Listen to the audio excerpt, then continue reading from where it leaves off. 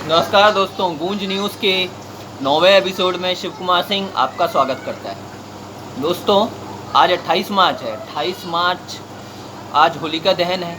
आप लोगों को पहले तो मैं होलिका दहन और होली की बहुत बहुत बधाई दूंगा।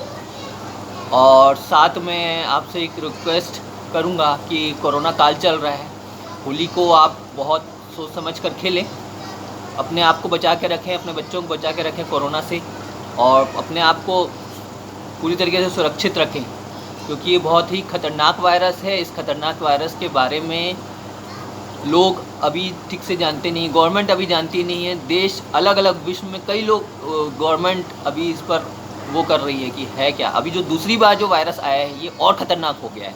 इसके पीछे कारण ये है कि दूसरी बार जो आया है इसमें मरने की संख्या बहुत ज़्यादा हो गई है। एक रिसर्च में पाया गया है ये जो दूसरा वायरस जो आया है ये अलग किस्म का है। इस पर एक अलग एपिसोड बनाएंगे। आज इसके लिए नहीं आया हूँ। आज मैं आया हूँ केंद्र सरकार की काले कानून के बारे में बताने आप लोगों को। दोस्तों, बहुत बहुत बधाई हो। हम सब एक लोकतांत्रिक देश में आ गए हैं, जो एक हमारे मान के चलिए अच्छे दिन लौट आए हैं, हमारे अच्छे दिन लौट आए हैं। दोस्तों, एक अभी हाल ही में तानाशाही मोदी सरकार का एक कानून पास हुआ है। उस कानून के अनुसार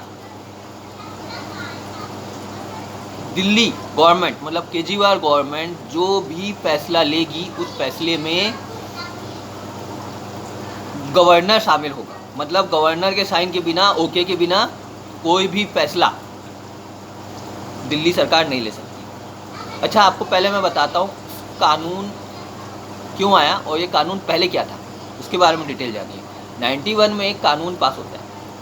91 में कानून के अनुसार दिल्ली और कुछ राज्य हैं ऐसे जैसे गोवा, हिमाचल प्रदेश,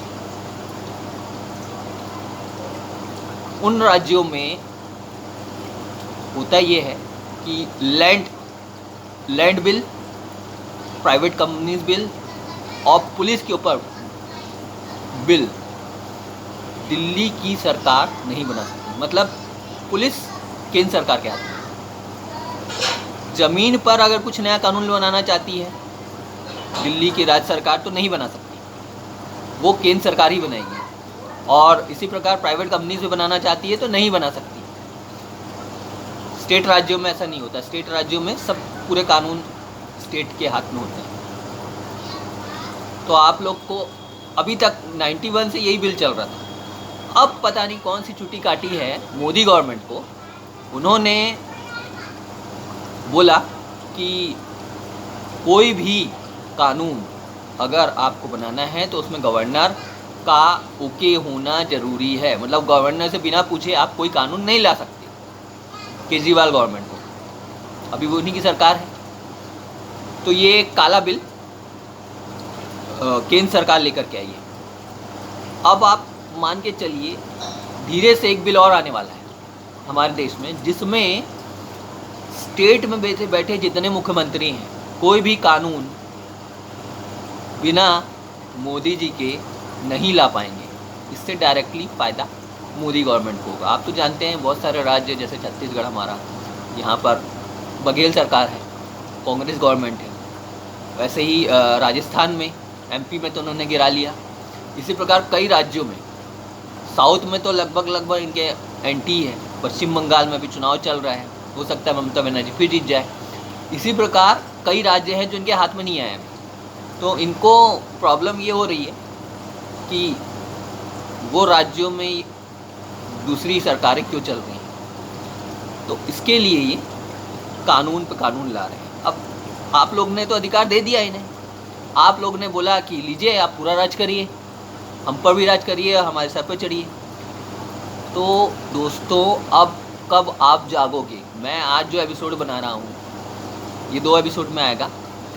आप लोग से पूछना चाहता हूँ, क्या आप देश को पाकिस्तान बनाना चाहते हो या देश को एक विकसित राज्य बनाना चाहते हो? क्या चाहते क्या हो आप लोग? आज मेरा सवाल मोदी गवर्नमेंट से भी कुछ मैं करूँगा, आप लोग से भी कुछ करूँगा। आप लोग की नींद कब जगेगी? कब आप लोग जागेंगे?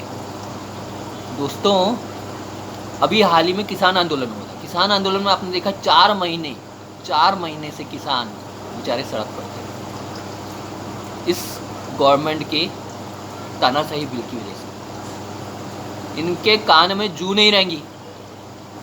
इनका तानाशाही रवैया इतना हद तक चला गया कि किसानों को ही इन्होंने आतंकवादी और पता नहीं क्या क्या आरोप लगा दिए। बिल्कुल बेशर्म होकर के मोदी जी सरकार चला रहे हैं। उसके बाद भी आप लोग इन्हें जिताए पड़े हैं। मतलब क्या सोचते हो आप लोग वोट देते समय, मुझे नहीं आता समझ। दोस्तों, लोकतंत्र में जीना है या तानाशाह में जीना है, तानाशाही के साथ जीना है, या अपने आने वाली जनरेशन के पूरी आप मट्टी पलीत करना चाहते हो। नुकसान केवल एक का नहीं होगा। ये मैं इसलिए कह रहा हूँ क्योंकि शायद मेरा ही नुकसान है, ऐसा नहीं है, आप लोग का खुद का नुकसान है। आप लोग जग जाइए। मैं नहीं बोलता कि सिर्फ एक मोदी गवर्नमेंट ख़राब है, मैं ये बोलता हूँ जितने भी नेता हैं, जितने भी पॉलिटिशियन हैं, ये सारे के सारे देशद्रोही हैं। आप लोग अगर अभी नहीं जागोगे तो आने वाले समय में हमारे देश का क्या हाल होने वाला है पता नहीं। सारे के सारे उद्योगपति खा जाएंगे। सरकारी नौकरियां पूरी ख़त्म हो चुकी हैं, पूरी ख़त्म कर दी है सरकार ने सरकारी नौकरियां। प्राइवेट नौकरियां भी अब ख़त्म हो गई है लॉकडाउन के दौरान। लॉकडाउन के दौरान कई सेकेंड लेवल की इंडस्ट्रीज जो थी वो बंद हो चुकी हैं। वहाँ कुछ लोग काम करते थे, सड़क पर आ गए वो लोग। बेरोजगारी हर देश में हर साल गवर्नमेंट कम करती है। हमारा देश एक लौता ऐसा है कि बेरोजगारी ये बढ़ाते हैं हर साल। 2014 से लेके 2021 तक, 2014 से पहले भी बेरोजगारी थी, लेकिन हर साल अभी बढ़ रही है बेरोजगारी का दर। लोग जो रोजगार था जिनके पास, वो भी बेरोजगारी दस्तावेज में आ गए। तो आप लोग से यही पूछना चाहूँगा कि आप लोग क्या चाहते हो? क्या सिर्फ इस देश में कुछ ऐसे तत्व रहें गुंडा गर्दी वाले, मसलन बीजेपी के, या फिर देश तरक्की करे? दोस्तों, अब आप लोग को जागना हो। आप लोग अगर अब नहीं जागोगे तो आने वाले समय में क्या हाल होने वाला है ये आप सोच नहीं सकते।